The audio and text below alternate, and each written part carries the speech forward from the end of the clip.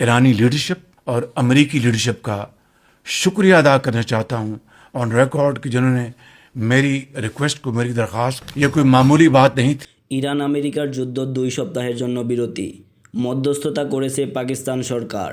পাকিস্তানের ইসলামাবাদে হবে চুক্তি সই। এখন প্রশ্ন হলো, ইরান আমেরিকা যুদ্ধে কে জয় লাভ করলো? ইরানের দেওয়া 10 শর্ত মানলে আমেরিকার ভবিষ্যতে কি কি ক্ষতি হবে? ইরান কতটা শক্তিশালী হবে তা জানবো আজকে ভিডিওতে। শুরুতে ইরানের প্রথম শর্তটি হচ্ছে নিষেধাজ্ঞা প্রত্যাহার। ইরানের উপর সমস্ত প্রাথমিক ও মাধ্যমিক অর্থনৈতিক নিষেধাজ্ঞা তুলে নিতে হবে। ইরানের উপর অর্থনৈতিক নিষেধাজ্ঞা তুলে দিলে ইরানের অর্থনীতি রাতারাতি ঘুরে দাঁড়াবে। তাদের দেশে বিনিয়োগকারী আসবে, ব্যবসা বাণিজ্যের প্রসার ঘটবে, মুদ্রাস্ফীতি হ্রাস পাবে। 2 নম্বর শর্তটি হচ্ছে মার্কিন সেনা প্রত্যাহার। মধ্যপ্রাচ্যের অঞ্চল থেকে মার্কিন সামরিক ঘাঁটি ও বাহিনী সরিয়ে নিতে হবে। মধ্যপ্রাচ্যের অঞ্চল থেকে সেনাঘাঁটি প্রত্যাহার করলে ইরান মধ্যপ্রাচ্যের সবচেয়ে শক্তিশালী সামরিক শক্তিতে পরিণত হবে।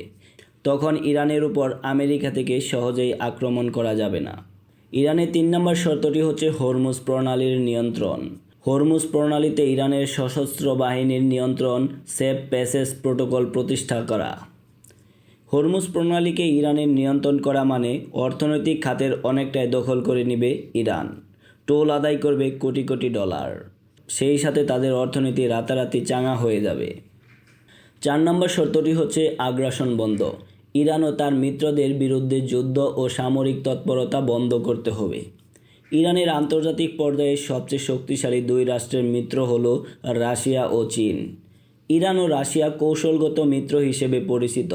ইউক্রেন যুদ্ধে ড্রোন সরবরাহ থেকে শুরু করে সিরিয়া ও ইরাকের সংঘাতে এই 2 দেশ একে অপরের সাহায্য করে আসছে। চীন 2021 সালের ইরানের সাথে 25 বছর মেয়াদী একটি কৌশলগত চুক্তি করেছে, যা মূলত অর্থনৈতিক ও নিরাপত্তা বিষয়ক এবং আন্তর্জাতিক নিষেধাজ্ঞা থেকে রক্ষা করবে ইরানকে। এছাড়াও উত্তর কোরিয়ার সাথে রয়েছে প্রতিরক্ষা ও সামরিক চুক্তি। লেবাননের হিজবুল্লাহ, ইয়েমেনের হুতি বিদ্রোহীরা, ইরাকি মিলিশিয়া ও ফিলিস্তিনের হামাস সকলেই ইরানের মিত্র দেশ হিসেবে পরিচিত। এই সকল দেশের সবগুলোতেই আক্রমণ বন্ধ করতে হবে আমেরিকাকে, যার ফলে আমেরিকার অর্থনীতি কিছুটা স্থবির হয়ে যাবে, কেননা আমেরিকার অর্থনীতি অনেকটা নির্ভর করে থাকে অস্ত্র শিল্পের উপর।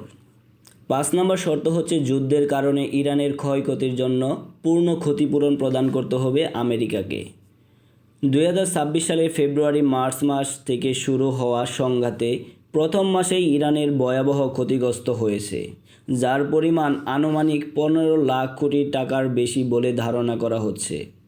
ইরানের নৌবাহিনীর 90% বেশি জাহাজ ক্ষতিগ্রস্ত হয়েছে এবং ক্ষেপণাস্ত্র কারখানা ধ্বংস করা হয়েছে। হাজার হাজার ভবন, মিসাইল ও ড্রোন নিক্ষেপের ক্ষমতা ধ্বংস করা হয়েছে। 90%-এর বেশি তাদের কার্যক্ষমতা হ্রাস পেয়েছে। ইউএনডিপির মতে এই সংঘাতে আরব অঞ্চলে 120 থেকে 194 বিলিয়ন ডলারের বেশি ক্ষতি হয়েছে, যা ইতোমধ্যেই সবগুলো ক্ষতিপূরণ আমেরিকাকে প্রদান করতে হবে ইরানকে। এতে করে আমেরিকার অর্থনীতিতে চরম একটা ধাক্কা আসবে। ইরানের 6 নম্বর শর্ত হচ্ছে পারমাণবিক অধিকার। ইরানের ইউরেনিয়াম সমৃদ্ধকরণ ও বেসামরিক পারমাণবিক অধিকারের স্বীকৃতি দিতে হবে। আমেরিকা যদি ইরানের এই শর্ত মানে, সেই ক্ষেত্রে ইরান তাদের দেশে পারমাণবিক অস্ত্র এবং পারমাণবিক বোমা সংরক্ষণ করতে পারবে। সেই সূত্রে অন্যান্য দেশের জন্য ইরান ভবিষ্যতে একটি থ্রেট হয়ে যাবে যে তাদের একটি পারমাণবিক বোমা আছে। ইরানের 7 নম্বর শর্ত হচ্ছে নিরাপত্তা নিশ্চয়তা। ভবিষ্যতে ইরানের উপর যাতে আর হামলা না হয় এমন একটি অঙ্গীকার পেশ করতে হবে আমেরিকাকে। এতে করে আমেরিকার অর্থনীতিতে অনেকটাই প্রভাব পড়বে। ইরানের 8 নম্বর শর্ত হচ্ছে আন্তর্জাতিক প্রস্তাব বাতিল। জাতিসংঘ ও আইআইএ এর ইরান বিরোধী প্রস্তাব বাতিল করতে হবে। অর্থাৎ ইরানের উপর জাতিসংঘ যেই সকল নিষেধাজ্ঞা দিয়েছে সেই সকল নিষেধাজ্ঞা তুলে নিতে হবে, যাতে করে ইরান বহির্বিশ্বে ভালো একটা অবস্থানে যেতে পারে এবং তাদের অর্থনীতিকে চাঙা করতে পারে এবং বহির্বিশ্বের সাথে লেনদেন করতে পারে। ইরানের 9 নম্বর শর্ত হচ্ছে লেবাননের যুদ্ধবিরতি। লেবানন ও গাজাসহ আঞ্চলিক রণাঙ্গনের সংঘাতের স্থায়ী অবসান ঘটাতে হবে। যদি এই শর্তটি মানে, সেই ক্ষেত্রে আমেরিকা এবং ইসরায়েল আর গাজাকে আক্রমণ করতে পারবে না এবং লেবাননের উপর আক্রমণ করতে পারবে না। সর্বশেষ 10 নম্বর ইরানের শর্ত হচ্ছে সার্বভৌমত্বের স্বীকৃতি। ইরানের পারমাণবিক ও প্রতিরক্ষা নীতিতে হস্তক্ষেপ না করা।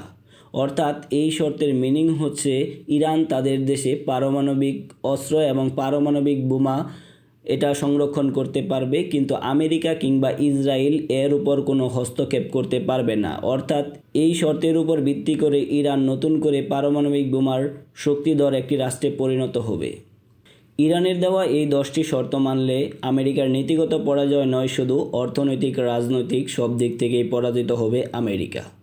যুদ্ধবিধ্বস্ত ইরান নিজেকে ঢেলে সাজাতে পারবে, তাদের মুদ্রাস্ফীতি কমবে, বহির্বিশ্বে তাদের প্রভাব বজায় থাকবে, মধ্যপ্রাচ্যের সবচেয়ে শক্তিশালী মুসলিম রাষ্ট্রে পরিণত হবে ইরান।